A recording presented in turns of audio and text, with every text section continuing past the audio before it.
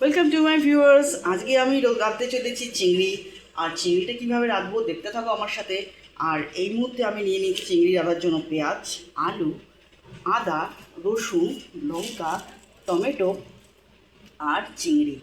আর এটা হচ্ছে আমার ইনগ্রিডিয়েন্টস। আর আমি মশলা কী দেবো? হলুদ, এটা হচ্ছে যদি দাগে বেলিস একটু গুঁড়ো দেবো, শাহি মেথি, আর সবার লাস্টে শাহি মশলা, মানে শাহি গুঁড়ো মশলা, সেটা আমি দিয়ে রাখবো। চলো তাহলে রাঁধতে থাকি। সাদা তেল, এই যে সাদা তেল,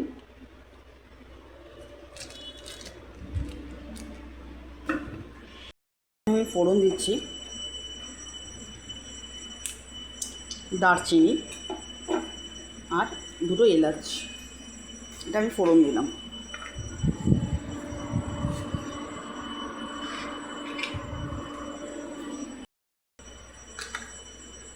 দারচিনি আর এলাচ ফোড়ন দিলাম।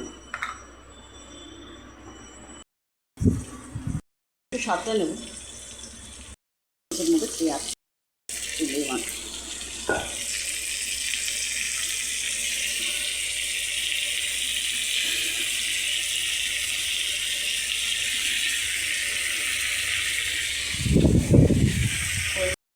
লঙ্কা লঙ্কা আমি দুটো দেবো না, দেখাচ্ছি লঙ্কা 4-5টা আমি দেবো। দিচ্ছি স্বাদ মতো নুন,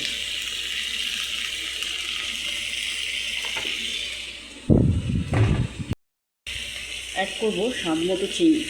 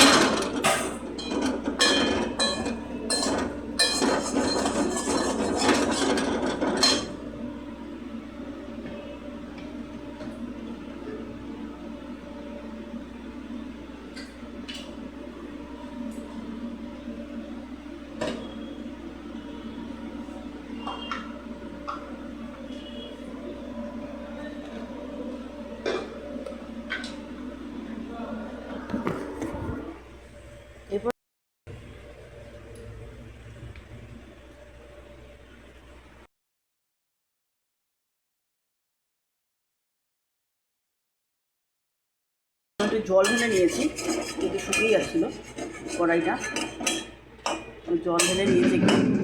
এরপর আমি দেবো মশলা। চলো আবার চলে এলাম, বা কিছু কাজ ছিল ওই জন্য বন্ধ করে চলে যেতে হয়েছে। তো ধনের গুঁড়ো দিচ্ছি, এই যে এই চামচ। স্প্রাইট দিতে পারো, যেরকম পরিমাণ হয় সেরকমভাবে দেবে। আমার পরিমাণটা কম আছে, কারণ 4টে মাছ আছে। এটা আমি ধরো চামচ পাচ্ছি, ধরো চামচ পেয়েছি, লিটল বিট চামচে দিতে হবে। এটাও একদম বেশি চামচ না, অল্প। আর দেবো হচ্ছে কস্তুরি মেথি, এটা একটু হাতে গলে দেবে যাতে ফ্লেভারটা ভালো আসে।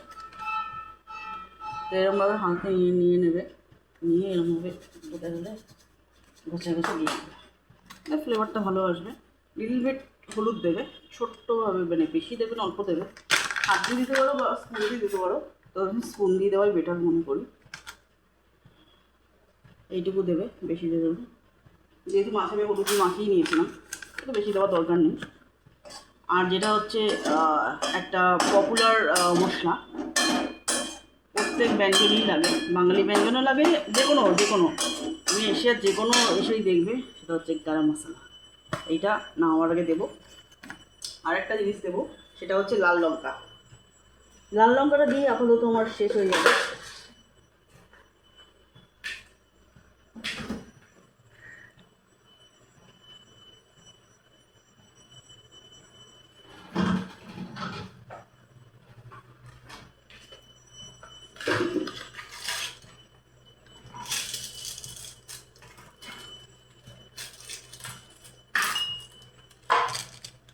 তো একদম টাইটাই আছে দেখতে পাচ্ছি,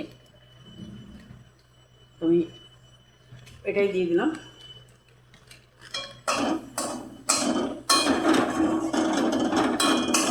দ্যাটস অলমোস্ট রেডি। এবার আমি একটু জল ঢেলে দেবো, যাতে ব্যাপারটা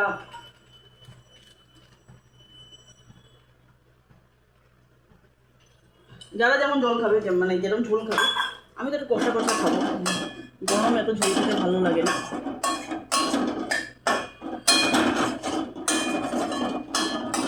তো এটা হতে থাক, বন্ধ করে দিচ্ছি।